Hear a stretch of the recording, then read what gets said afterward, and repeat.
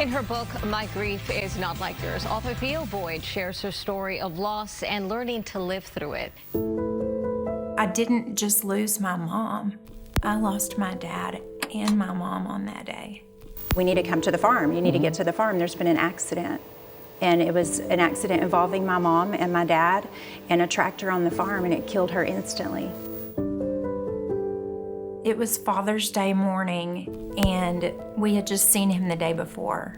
And I think he gave us the last thing he could give us as a dad. If I stay, I will only be in your way. Of course, Dolly Parton's one of Daddy's favorite singers. When I started writing the book, what was coming out on the page was a lot of anger mixed in with the light. A farmer, preacher, teacher, and his wife. How extraordinary were their lives, and their deaths the same. Setbacks, comebacks, falling down and rising again. I know God is there, and He wants us to win. Their story had to be told along with mine. So I wrote a book. Now let's take a look.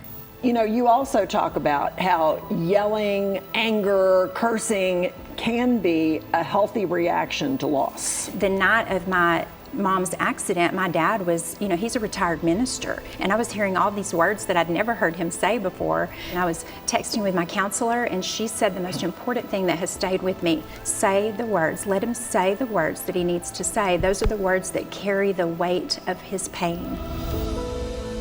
For some people, there is grief that's easy to manage. And then for those of us like me, 1 minute you're texting the person and you're gonna go meet them for dinner or see them the next day for lunch. 20 minutes later, you get a phone call and that person's gone and you don't have time to prepare for it.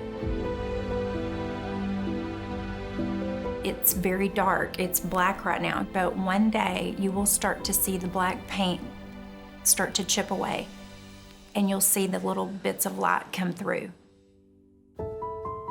It's hard when you feel like, as a grieving person, that people don't understand because you feel like your grief is getting hijacked.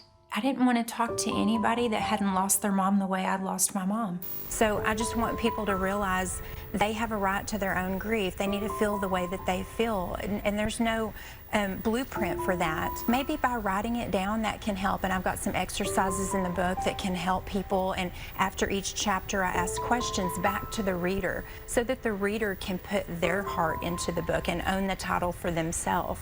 For grievers, a lot of grievers are introverts. They don't want to express their grief outwardly, which is even harder to try to reach people, and that's why I'm going on the book tour and trying to bring hope and healing through this book.